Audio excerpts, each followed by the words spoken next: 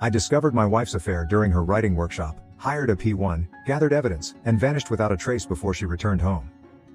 Though my friends call me AB, never Andy, I go by Andrew Baker. Every now and then there's a nasty drunk or uneducated man trying to act too familiar and calls me Andy. "So Andy, what's your job?" they probe. I reply, "I made this neat little tool for cops to check drunk individuals from 40 feet away. They have even begun to link them to radars throughout town. That typically shuts them down.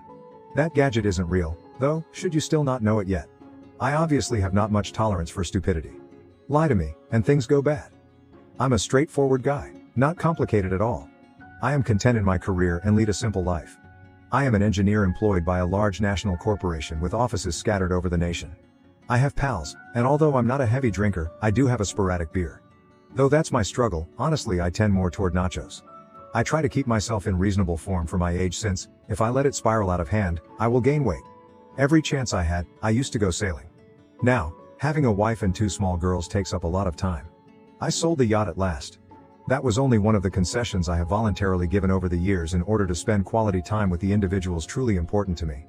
For 25 years, Karen and I have been contentedly married. Her level of education is high school teacher. Right now our 2 girls are at college. While her younger sister Denise is in Boston University, Claire is a student at Brown University in Rhode Island. I most certainly couldn't afford those pricey universities, but fortunately the girls are committed students with outstanding scholarships. Our house is in North Carolina, more precisely the Research Triangle. It revolves on some outstanding Raleigh institutions and is flanked by first-rate high-tech businesses. One may live and work here quite nicely. Though it would just make me hungry, I could tell you about Carolina BBQ. When the daughters chose institutions up north, I was a little let down, but I know they had to venture beyond their comfort zone, and that is eventually a good thing. Our daughters are wonderful, smart, humorous, lovely young women with strong moral principles. Though I am daily concerned about their safety, I have faith in their judgment. Seeing children mature and start their path towards independence meant that my wife and I could at last have some alone time once more. For some time, I had been excited about this stage. I pictured going home every evening to a loving wife who would concentrate on me, and vice versa, with both girls away at college. I saw us picking back up our relationship and having happy days. It resembled almost exactly being newlyweds once more. We could have dinners out, go to movies and plays, and at last rediscover each other the way I had always wanted. But reality turned out very differently than I had imagined. To be honest, thinking back on that first year of an empty nest, I saw Karen changing. Her hobbies seemed to be changing. Although the change was slow, in time it became increasingly clear. At first I saw these as her means of blossoming. Now our girls were no longer living with us. But finally I came to see that her priorities and values were undergoing a major change. English teacher Karen specializes in creative writing. She is fairly speaking a frustrated writer as well. She never really had the opportunity to write as she desired, being a teacher and young mother. Karen writes during the summer and whenever she could spare an hour or two, but so far not much has come out of it. She liked to compile rejection letters after sending her essays and short tales to literary publications. Her ideal magnificent masterwork was never realized. Though as a writer she has never ventured beyond predictable and perhaps too theatrical tales, I will admit I enjoy reading her. She has a romanticized view of what a writer should be, and covertly I believe she is more drawn to the concept than the actual work. Still, I'm happy too if she is happy. Karen has belonged to several writing clubs most of our marriage. Aiming to help each other's writing, these are meetings of people who come together to offer comments, ideas, and conversations about their work. While some of these organizations seem to be more like clubs of mutual adoration, others seem really useful to me. Her last group, the one she belonged to when everything broke down, contained components of both. They alternated visiting each other's houses, and during their encounters here, I would try to give them privacy. I tried once but stopped since Karen and a few others objected. There are about 10 people in Karen's present writing group, men as well as women. While some of them I could live without, others I enjoy. When you meet them, half of them really are relatively average and the other half really stand out. For example, the lady Reggie is rather passionate in creating biographies and history. She still manages to captivate readers despite doing scholarly-oriented book writing and serious research. I have loved reading all of her works. Betty likes to write fantasy. She tends more toward the talking unicorn type than I would have her as the next J.K. Rowling. She's nice, and her writing seems to be mostly for her own enjoyment. Who can dispute that? Bill takes on the group's know-it-all function. Apart from that, he appears all good. A bit of that goes a long way. Then Frank comes in. The first time I saw him, I felt scared. Ever since, those alarms have kept ringing in my head. It was very evident when I met Frank that I was being introduced to him rather than the other way round. Examining me, he asked, "So Andy, what's your profession?" I looked at my wife. She shook her head and somewhat frowned. I said simply, "I'm an engineer." Frank gave no smile, more of a smirk in reply. Though not precisely out of earshot, I said I had given up trying to interact with their group and preferred to keep rather hidden and quiet. Until they forget, I usually find myself in the next room silently working or on the rear porch with a window open so I could hear their talk. Frank seems to share private jokes and a connection that makes me uneasy when he talks to Karen, early on I found. He occasionally makes her ego stronger and other times seems as though he understands her inner thoughts in a way I value less. He mentions past talks that seem to be only between them, and I get the sense that the rest of the group doesn't recall those times. Although it's only a feeling, I have informed her I find it unpleasant. She dismisses my worries, and I know not to press the topic. She knows my feelings, the rest is up to her. During its sessions, the group performs a set ritual. Their work session ends with some wine and relaxation. It was during this period that I came to see some of them were just acting. It took place in the midst of the spring semester, close to early March, when the subject turned to the way actual writers lived. Oh, all the eminent writers were alcoholics. That's right, they drank in the afternoons and evenings and penned in the mornings. It awakens the mind to fresh concepts and helps one to relax. Their creative ideas then start to flow in the mornings and they start writing. Actually, the really great writers all went through love relationships. That's the real inspiration for them. Frank was saying just that. Thanks for providing, Frank. I'm beginning to get your perspective. Karen's words then really hit me like a gut punch. Indeed, exactly. The real inspiration is found in the intensity and the thrill of the unknown, that is, in keeping it all secret from everyone else. I persuaded myself it was only a joke as some of them laughed and others didn't. Still, I listened in on their chat all through the evening. Maybe we should all have a wild night of passion sometime and then each write the next great American novel. Bill had that. I wasn't sure if he meant it humoristically or not. Not great writing comes from character defects. Features like humanity, empathy, and facing the riddles of the unknown really help to create great stories. I said before that Betty appealed to me. Memorable tales are about conquering obstacles, aiming for excellence in spite of all the odds, and leaving the planet in a better condition than it was in before. Well, perhaps if you conjure the right enchantment, we can avoid all the hassle. Again, that was that jackass Frank. To their shame, some in the group seemed to find that humorous. I had a hunch Reggie didn't either, and I'm not quite sure Betty did. They were debating writer drinking practices and affairs, and I kept listening without offering anything. Then I overheard a fascinating bit of their chat. Is anyone else planning to apply for the Illinois Writer Workshop this summer? Frank was now speaking once more. Oh, I turned in my application already. Keeping my fingers crossed will help them to accept me. 6 weeks of just writing and talking with other authors could truly change things for me. This was Karen. I had never heard of her before. Frank caught it up straight immediately. I am sure they will welcome you. Your work has improved really dramatically this past year. I think you will get admitted. I've also applied. I'm not as sure I'll be in though. My own feeling of internal radar for stupidity was off target. Frank, really, when did you start to get so modest? Though at this point I still loved and trusted my wife, I didn't like what I was hearing. Trust is basic when you have been married for the length of time we have. You ask not, is she up to no good? Not even cross your head the idea. Your mate is your other half. Marriage is a partnership. She has proved her dedication year after year. All you really want is for her to discover the success and happiness she so deserves, or at least that is what you think. Later on though, everything falls apart when you find your confidence has been betrayed. Update 1, I let myself ignore the overheard exchange from that evening over time. As I said, I trusted my wife entirely. Some younger males might not understand it, but trust becomes a way of life rather than only a decision after being married for more than 20 years. Late April found me finishing some outside gardening when I decided to call it a day and head indoors. Reaching for the kitchen door, I discovered my wife on the phone exclaiming, I can't wait, 6 whole weeks without any responsibilities, no commitments, and no one waiting for me to get back. At the last bit I started to perk. I stopped in front of her and listened. Absolutely, those 6 weeks will be the most self-indulgent of my life. I owe it to myself, you too owe it to yourself. Not one of these appealed to me. I walked through the kitchen opening the door. Karen appeared shocked. Well, I have to sprint, AB is here and I have to start cooking dinner. She grabbed fast. I said, who was that on the phone? Oh, just Regina. We were discussing the shortly closing of schools. Like heck it was, I said. I wanted to probe her about some of her remarks, particularly one about no one waiting for me to come home, but I realized that tonight the truth might be in scarce supply. Though I tried to hide it for the moment, my attitude worsened. Dinner later that evening, the other shoe dropped. AB, the amazing news I got today will not surprise you. Recall that Illinois Writer Workshop for which you applied? Come on, you hardly pay attention to me. To be honest, I had heard about the workshop before. But that was only because I had overheard her talking about it over a month ago. I don't remember you stressing it. Sure, I did. I applied for a 6-week workshop for authors. At the University of Illinois, it falls mid-June through late July. Their lecturers give lectures. They also bring in eminent authors for seminars and debate forums. We then get rather busy writing. I was accepted and this is an amazing chance. That sounds excellent, honey. We could certainly handle it financially. Perhaps I might join you and take a little time off from work. I would really enjoy listening to those authors speak. Her response appeared odd. Well, we can think about it. I won't have much free time to spend with you over the very demanding 6 weeks. My gut was tingling once more. Well, you know I'm not exacting. I could be the group's coffee guy. She gave a really tense smile. That may be lovely, darling. Let us monitor things. Such deflections have come from both sides. I knew what they meant. She was making sure I wouldn't wind up traveling to Illinois with her. I get the sense you would rather I didn't go with you. Oh no, it is not like that. I merely worry you might find it boring. You're into computers and circuits, and this is basically writers discussing major concepts. I kept that to myself. Back off, I thought. When I was being excluded, I knew. I said, ending the discussion, I'm sure you'll excel. After Karen retired to bed later that evening, I checked our phone records online.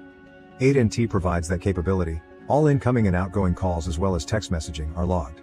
When I looked over the phone log, the call I had cut off wasn't with Reggie. Or if it was, Frank's phone started it. When you find your wife lying and learning she has plans to exclude you, it's amazing how quickly trust can fall apart after a quarter-century of marriage. Weeks went by, and she appeared fixated on the workshop's talks. She rejected the idea every time I tried several times to talk about maybe visiting at some time or going with her. She next moved from rationalizing to manipulating. AB, I have some interesting news. Late June saw me get you and Jake 2 passes to a fishing camp in northern Canada. You can take Jake, and both of you will love fishing for those large brown fish you constantly mention. Although it was very costly, I wanted to show thanks for your understanding of the writer's workshop. And I felt a little bad since you wouldn't be having fun, hence I want you to go and have a fantastic time. We may then discuss our experiences when I get back. Something didn't seem right. Thanks, sweetheart, that shows consideration of you. To be honest, I would enjoy your company more. AB, we have seen this. Simply said, it makes no sense. I will be working all through. I would feel guilty ignoring you in such a manner. I looked at her face and eyes momentarily, trying to make sense of it. Was it contempt? Thanks, honey. Canada seems entertaining. My voice was devoid of energy. I was mentally organizing my choices. A surprise trip to Illinois took the front stage. Well, you could at least say it while grinning. Those tickets cost a lot of money, so you should be glad. Sure, sounds fantastic. To tinker for the evening, I descended to the basement. Our ancient house had one of those floor grates in the corridor. Originally, the first floor was heated by it, allowing warm air to pass from the furnace room. I first made a point not to step on it inadvertently, but with time I grew used to it and forgot about its existence. There is also the phone in the hall. I was quietly working in the basement, thinking about what to do when I heard Karen on a call. Yes, I handed him the passes. He remains unsure. I keep telling him he won't love it. I'm not sure exactly. No, I cannot merely advise him against showing up. I want it too, but I also want to stay married later on. I simply need him to allow me some time to enjoy myself over a few weeks. I have earned it, I am due. I do want those weeks with you as well. All fine, let us wait a while. I believe he will show up. Alright, darling, I miss you too. For me tonight, write something outstanding. She cut off the call with that. I got a lump in my throat. I'm not naive, I hear cheating and know it's not good. Karen either was thinking about or in an affair. Anything less, and she would still have a lot of work to do explaining. It took me 20 minutes to collect my ideas, but I decided that for now I had to start acting like the kind of liar I've always hated. At least for the moment I had to hide my goals until I had a strategy. In a very loving voice I said, Karen, I'm heading over to see Jake and give him the good news. As I phoned upstairs. Oh, that's fantastic, darling. Enjoy, she said. And I was out the basement door exactly like that. I required distance. Seeing Jake was only a pretext. Thinking about it, I knew I needed someone to confide in. And Jake had been my closest buddy from early life. You're kidding me, Jake responded, not dodging around the issue. No way, I won't buy it. She would never turn on you, AB. Well, she's certainly working hard to keep me away from that workshop, and she's calling someone baby, and it's definitely not me. We merely sat there, silent. Most men want from a friend simply sitting with them and sharing the suffering. You have to talk to her about this, AB. Assuming the worst without knowledge of the truth will not help you through the next few months. And what is she likely to say? When I review the phone records tonight, how much would you want to wager that Frank was not the one she spoke with? Frank she called baby, and Frank she's plotting with wasn't Frank. I am not laying that bet. What then is your intended course of action? I'm going to grab a seat and have a frank conversation. After 25 years of marriage, that's what you do. I'll tell her I love her, Let her know I'm offended she doesn't want me to travel with her, and I'll ask her straightforwardly what she's up to, that she doesn't want me there. Do you suppose she would tell you the truth? Nope, but I'll tell her the truth. Even if some of it isn't what she wants to hear. She'll know how much I love her. She will understand that cheating on me will destroy our relationship.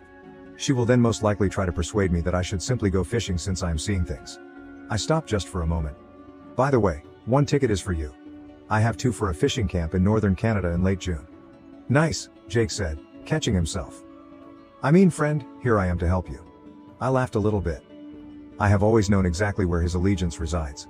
Before I left for home, we spoke, exchanged ideas, and drank a few beers for 3 hours. I opened up about practically everything. After dinner, asking Karen to come sit with me in the living room. I pushed back a few things. Sweetheart, I have some quite major worries. About the writer's workshop, I don't think you have been quite open with me. You mentioned it to me only once you had already scheduled a trip, even though I overheard you talking about it with your writer group back in March. I have to admit, I didn't find it funny when you mentioned how common affairs are among brilliant authors. Frank and you have been talking about your vacation, but when I ask, you lie and say it's someone else. You know how I feel about that guy. Then, when you told me you were accepted, you seemed deliberately aloof and discouraged me from participating. Though I am not here, I wanted to partake in this fascinating trip with you. Rather than thinking about it, you set plans for me to be somewhere else without even talking to me. Just committing on my behalf. You seem to be attempting to make sure I won't be around when you're in Illinois. You haven't been quite honest with me, hence I'm beginning to wonder if you have been entirely loyal. AB, I would never be dishonest with you and I have never treated you that way. What has drawn you in? Being your husband, all I want is for you to have fun. That you could believe something like that about me truly hurts. I have no control over my emotions or what sets things off. You know, I love you. Since our first meeting, I have loved you. Nevertheless, I cannot just ignore the concept of treachery. Are you hoping for that, Karen? Is this writer's workshop your haven from our marriage? Update 2. Our dialogue came to an end with that. Not more loving or sympathetic conversation. She started screaming and spent the remainder of the evening either shouting or silently. And for the next week, it was silent. She was trying to get me to turn back down by applying the silence treatment, thereby punishing me. It did not work though. Actually, it reinforced my beliefs solely. But I knew I wasn't moving in this direction and finally I let her think she had achieved success. Not much I could do to stop her from cheating if she intended to do so. The phone call I listened in on even hinted she might have done it already. I finally thanked her for the vacation to Canada, but my attitude stayed dark until the trip was finished. She changed her attitude fast and behaved like a devoted wife to support the behavior she wanted from me once she had what she wanted. She seemed to flick a switch, which just made me more suspicious. When I am the recipient of manipulation, I know it is happening. I asked a colleague who he consulted when he suspected his wife of cheating. The Illinois Writers' Workshop was just 500 meters away and I knew none there. I took his advice and the person he suggested was Illinois-based. I contacted them asking for help. The fact that the session occurred on a state university campus made its location favorable. Although they couldn't take part in the program, the PI's agents could roam the campus and monitor the rooms as needed. The participants would eat in the university cafeterias, go to nearby clubs, and share a big dorm with other students. This gave room for covert monitoring. With modern tools, some of these kids would actually be working for me.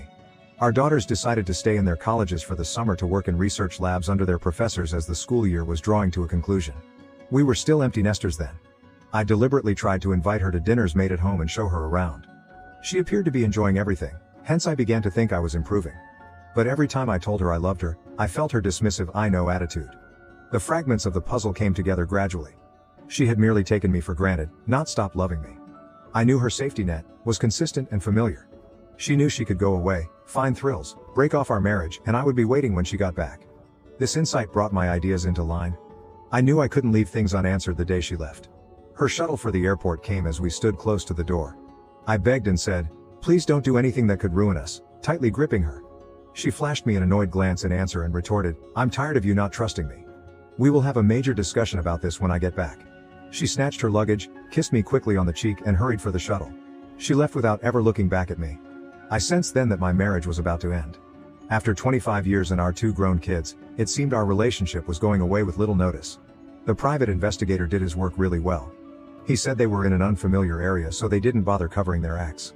Karen has to have taken off her wedding bands on the plane since they vanished off her finger when she arrived at the studio. She claimed freely to be newly divorced, and Frank and my wife started to be inseparable right away. They were together all the time, kissing, holding hands, and behaving as passionate high school students would have. My PI cleverly set a tiny video camera in their dorm hallway. Karen and Frank only used one of their designated rooms, although each had one. Sometimes her chamber, sometimes his, but always they stayed late together. Although I knew what was happening in those shared dorm rooms, my PI and his crew went to considerable measures to verify my suspicions. Frank and my wife left early one evening before it was dark. Two agents, looking like normal college students, sat against the corridor wall and surreptitiously slipped a tiny fisheye camera under the door. Frank was seen in action for 20 minutes using this gadget. The video quality was shockingly clear, and he clearly hadn't used protection when he finished. That for me was the last straw. I was clearly done with this marriage. Anything else the team found served only as more proof to support my position. Regular updates from my private investigator kept me informed, but after that first week her future was obvious and my decision was taken. Beginning the early days of her workshop, I spent time implementing my plan. I wanted to be virtually invisible, almost ghostly. I would have vanished and there would be no turning back. No falsehoods, no ultimatums, no protracted negotiations, explanations, justifications, or attempts at reconciliation when she got back. The sole outcome would be divorce. My marriage was about to fall apart. Though it does not fade fast, what is love without trust? An unfaithful wife cannot define a future. Some could contend that my answer was weak. They could advise she deserves horrible humiliation, physical punishment, and total poverty. Ultimately though, the law would forbid me from pursuing any of that, and I had no intention of ruining the rest of my life by seeking such cruel revenge on my adulterous wife and her lover. Eliminating the one thing she always depended on, the consistent presence that comforted, encouraged, uplifted and inspired her, would be my payback. I was walking away from myself. Frank lacked suitability for a catch. Long term, he was unable to meet her needs.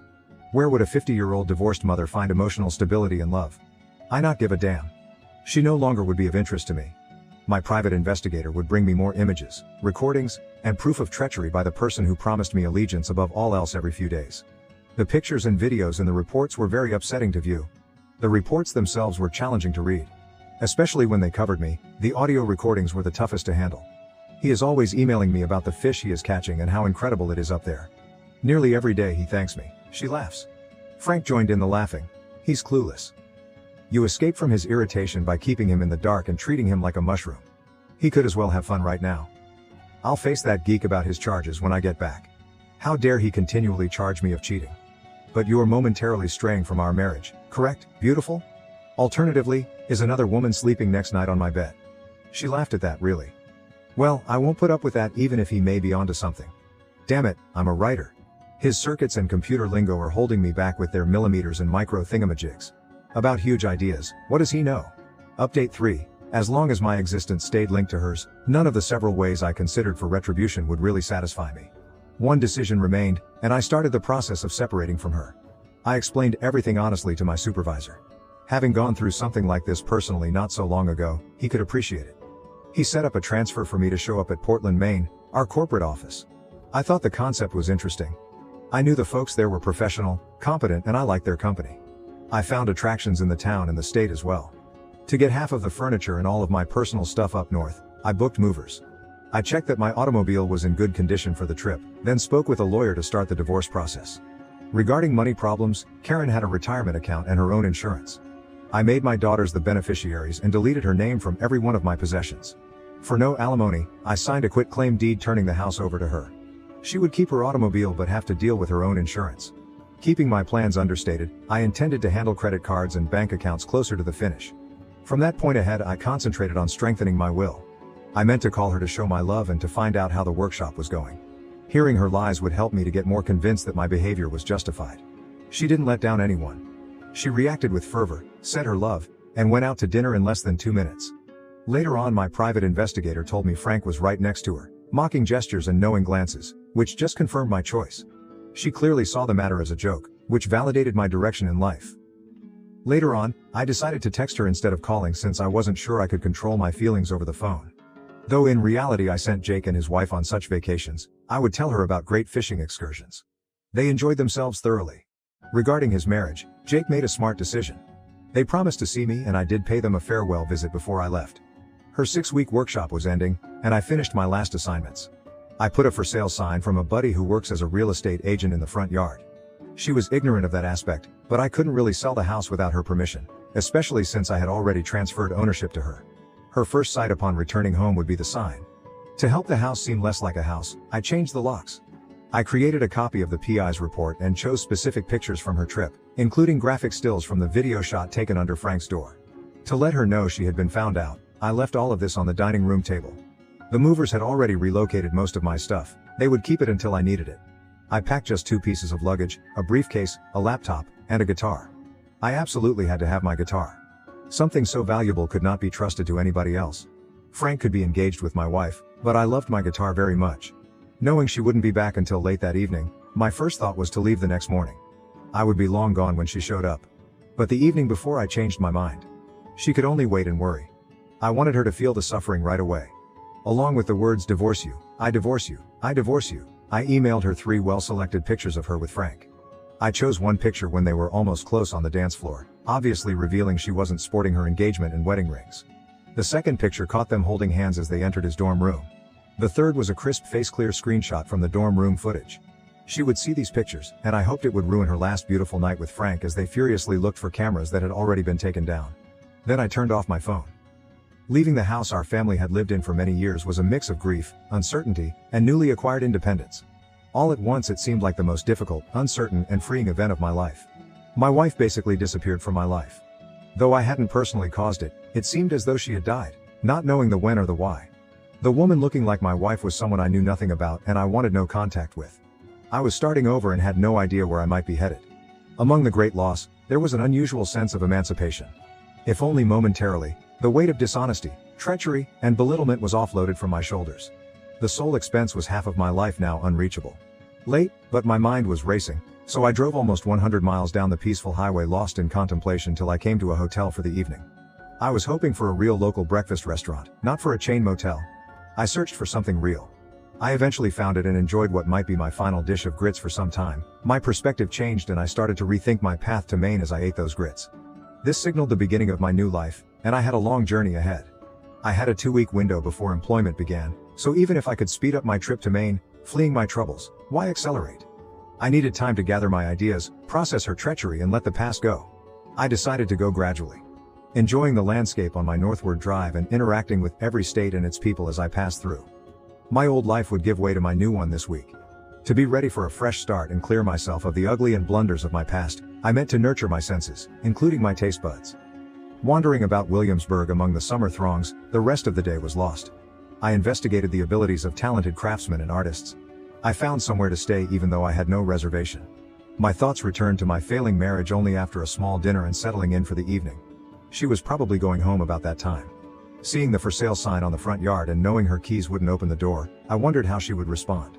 I traveled north along the winding roads toward Annapolis, Maryland's capital, the following day. Along Virginia's ancestral rivers, the York, Rappahannock and Potomac, which go into the Chesapeake Bay, I passed through little villages and old estates. Ahead, there was one road stretch headed toward my destiny. I would follow that meandering road, which led me from betrayal to a new chapter in my life. Update 4. At last turned on my cell phone, I sat in my hotel room in downtown Annapolis. It was, predictably, full with many missed calls, emails, and text messages. A few came from friends, most of them came from Karen. Despite it being difficult, I read and listened to every one of them. That was a step that was absolutely vital. Indeed, Karen was trying to persuade me that things were not as they seemed at first. She sent those texts from Illinois before going back home, then saw the remainder of the pictures and perused the PI's report. My pals were letting me know, meanwhile, that Karen was trying to find me by contacting everyone. She was looking in all the wrong places, little knowing it. Although Jake and his wife knew, I decided to deliberately keep the rest in the dark. Once I had been established, I would let them know. I knew immediately that I could not spend eternity ghostly. 2 calls from my girls started to worry me. Karen had gotten in touch with them trying to track me. As I wanted to do it in person, I had deliberately not notified them about my choice to leave their mother. I gently explained the matter to my daughters, though, since I cannot let them worry. Their mother could do such a thing, which infuriated them and made it difficult for them to believe. For this reason, I emailed them the identical images I had shown Karen the evening I left home together with the PI's report. They promised then not to tell their mother about my activities. One more missed call. My attorney told me Karen had been formally served with divorce papers. She knew now that I intended business. Frank's wife had also got a whole set of pictures, films, and audio recordings from his 6-week program. For Frank, that was a karma dosage. Driving over northern Maryland on the 3rd day of my trip, I eventually arrived at New Jersey. Well, not exactly with much enthusiasm. I entered New Jersey but stopped just before I arrived in Connecticut. Once in Connecticut, I spent several hours investigating some coastal historic towns. Though I had no particular objective, the architecture was so different from what I was accustomed to in North Carolina that I felt a strong sensation of being in a new place, both physically and emotionally. And avoided telling the authorities, but I spent an hour in Groton looking for as many submarines as I could. Those blackfish are quite stealthful. Looking along the coast, I was reminded that those nuclear submarines cut a hole in the hull to refuel the reactor and subsequently weld the hull back together. Was that another way to describe my circumstances? Could the first step in rejuvenating my life be Karen's treachery, which ripped a hole in my heart? Once I started down a new path, could I heal myself? The next day when I got up, I knew it would be the toughest day thus far. Following a filling breakfast of eggs, bacon, bread and a robust cup of black coffee, I prepared myself for a challenging chat with my eldest daughter, Claire, at Brown. The drive there took little time, and I was at her dorm about late morning. We agreed to postpone our talk a little so she could act happy for an hour or two. She showed me around the university, then brought me to the cafeteria, where she met her friends. These were exactly the kind of young men and women I had hoped she would surround herself with, friendly, attentive, and apparently supportive. I pulled Claire's roommate aside on our way out and told her Claire had a difficult day. She was supposed to watch my daughter. "Oh sure, Mr. Baker," she said. "She shared it with us last night. Here among us are all her supporters." Yes, my daughter had made sensible friend choices. Claire and I stayed in her dorm room talking for hours. I showed her pictures and played audio recordings I never would have imagined to expose to one of my kids. Her feelings swung from grief to rage. "Mom would do that is beyond unbelievable. Is she the same person who raised us at all? She has become what kind of nasty person?" Though I could relate to her, at that moment I had to step in. "Claire is your mother whatever she does. And keep in mind that I, not you, she has betrayed." "Sorry Dad, but she broke my soul family. I am definitely affected by this." I couldn't contradict that. We kept talking all afternoon, and I showed her my ideas. I urged her to get her friends together, and we had dinner at the greatest restaurant in town, or at least the one within my means. Everyone seems to have delighted in a departure from the standard dining hall cuisine. I related tales of my own college eating experiences, and I believe it helped them to see their own circumstances in a fresh light. That night I remained at a nearby hotel. The next morning I had breakfast with Claire, hugged her tearfully, and then traveled north to repeat the procedure. Claire has to have told Denise, as her response was far more under control than that of her older sister. Though less astonished, there remained dissatisfaction and resentment. She asked to view the supporting materials. I showed her. Her mother called coincidentally as we were chatting, and I sent her the universal sign for, "No, I'm not here." I shook my head, waved wildly, and copied a throat-cutting action. She knew, Denise was always the family's more level-headed member. She then accomplished something I had never seen before. She said, "Dad phoned yesterday night, did he not? Is it true you have evolved into a lady who lies about cheating on her husband and engages in multiple partner involvement?" I stunned myself. Though at the same time I couldn't dispute the truth in her remarks, I wanted to chastise her for talking to her mother like that. "You heard Mom. You stayed 6 weeks helping someone else while Dad was alone at home. Mom, was it well worth it? Was it worth going without your spouse?" Really, my daughter uses words rather brilliantly. Note to self, stay off her negative side. Not much more ground to cover. Denise told me that although her mother was primarily in tears and trying to provide apologies, my daughter was not buying any of it. Not far from the university, I later brought Denise and her companions to a Thai restaurant named the Elephant Walk. Like her sister, Denise had selected her friends deliberately, and dinner was a nice gathering. One of her friends stated, "Mr. Baker, Denise told us about what you're going through, on our way back to campus. Last night, she was rather agitated. We helped her. Perhaps you could come back here and we will treat you to the cafeteria." That made the group giggle. I mean, really, maybe we can find a better place than that.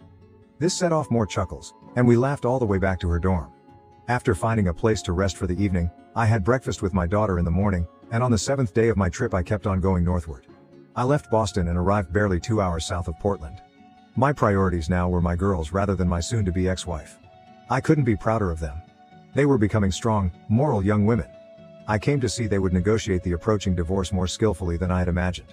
Leaving these two incredible jewels behind with no idea of when I will see them again presented a struggle on this day. As it happens, my concerns were unfounded. Not ready to face the realities of beginning my new life just yet, so when I arrived at Portsmouth, New Hampshire, I turned west and headed for the Presidential Range and the White Mountains. I arrived in the White Mountains and ascended Mount Washington via the Cog Railway. Feeling the chilly Arctic winds that seemed out of place in the early days of August, I finally sensed a rebirth inside myself as I stood there gazing across the breadth to the lesser peaks of the White Mountains and surveyed the lush pine trees below. Though alone, at least I was tall. I had changed, shedding the obligations and regrets of my previous existence. I was then ready to welcome the fresh chapter and all its possibilities. Standing on higher ground, I was ready to start a different trip. Everything I could have wanted was ahead. I placed a real maple syrup topped pancake order the next morning. Right now I was in maple syrup country. Years to come would find me in the same surroundings. Restless and ready, I got back into my car and headed for Portland. Arriving in the middle of the afternoon, I chose to follow up with my new manager to let them know I'd arrived. About half of the office personnel knew me already, so I was greeted warmly. It was comforting. Those were the first happy, straightforward faces I had seen in a week. Henry, my new manager, got the staff assembled for introductions. I took a brief tour of the company, but not before everyone decided where we would all eat dinner. I thought it would be a downtown restaurant, but to my astonishment we found ourselves grilling steaks in Henry's place with all the accompaniments. Though I should have savored lobster in Maine, there was no hurry for it. This was more about getting back into society and savoring some really delicious steaks and quite exceptional local beer. They asked about my story. What was a guy from the South doing uprooting his life and moving to Maine at this point? I thereafter told my story. I left off the graphic elements but gave enough for them to grasp. I might get a bit short-tempered in the next few weeks, I said at closing. Though I have a lot to process, it is not my usual attitude. If I act out, perhaps you would call me out and advise me to chill off. Now and then I could use some mild pushback. Every man put his arm around my shoulder. Every woman present unexpectedly gave me a peck on the cheek. All they said, AB, was, "We're here for you." All they needed to say. Later that evening, I turned on my cell phone once more after getting inside my hotel room. One of each of my daughters had sent encouraging notes. I had gotten perhaps 8 or 10 extra texts from the young men and women who loved the dinner and wanted me to know they would be there for my girls, so they must have shared my number with their friends. Those young people are really amazing. Many friends kept reaching out, so I decided to get in touch with all of them and explain the circumstances so they can stop worrying. I kept my whereabouts secret, that would come later. I just explained why I had left. Though at first they were reluctant to believe it, I sent them the same 3 pictures I had sent Karen and told them I had even more damning evidence should they require more proof. I considered it, but really I couldn't think of one way to keep her from making her own decisions. Let the truth out in due course. I had tried and it had not worked. Every one of them sent me loving notes and encouragement. I told them I would keep in touch. My ideas of becoming a ghost were clearly wishful thinking. Too many people cared about me, and that is undoubtedly a good thing. I listened to the missed calls while reading over Karen's last text messages. She came clean eventually and admitted, although her confession was laced with odd outbursts of wrath. She found me one way or another responsible for her behavior and for all that had happened. That is simply ludicrous. I texted her saying I would call her about noon the next day. It has to happen sooner or later. Let's say the talk was not at all fulfilling. She moved from denial to remorse to blame. She apologized. Over her, Frank had great influence. Her suffocating me was a result. I worked too much, hence I was at fault. She even dared to assert that between them, they were merely playing about. Nothing major happened.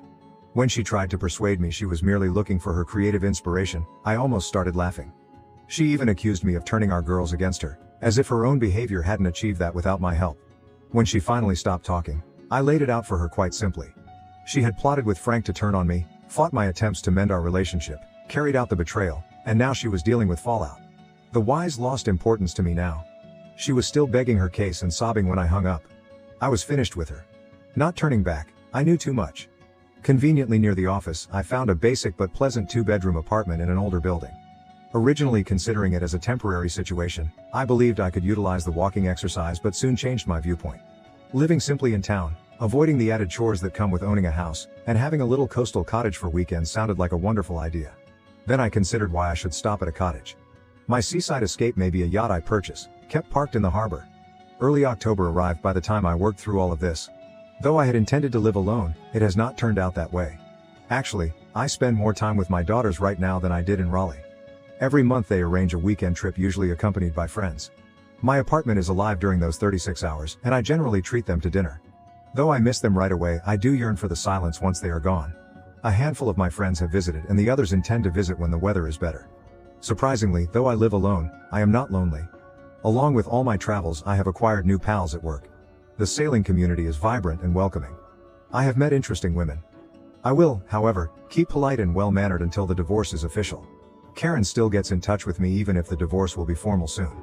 She would rather minimize the circumstances and never really stones. She says simply, "Everyone does it, it has no significance at all." It does though. The intimacy has weight, hence the dishonesty and manipulation are much more important. Though people evolve and I no longer see the use in conveying this to her. To be honest, my life is not quite apart from hers. Complete dissociation is not likely given 2 daughters and numerous mutual connections. Still, I no longer live with the everyday suffering of rejection and betrayal 600 miles separating us. Up until I was no longer living in hers, she was the focal point of my life. I am now building my own future and walking my own road. A number of favorable results came from the circumstance. To start with, I actually adore living up here. Though it's a bit of a shock, I'm experiencing my first Maine winter. If others can do it, so can I. Early darkness in this area actually makes indoor events seem cozier and more brilliant. I'm excited about spring when I can work on splicing lines and applying varnish because I started looking for a boat and came upon a spot with moorings not too far from town. The people are real, the microbreweries are excellent, and the neighborhood restaurants are decent. There is a range of music, dances to learn, like contra dancing, and I'm still finding surprises. After all, I think life will go out for me. Is my heart at last healed?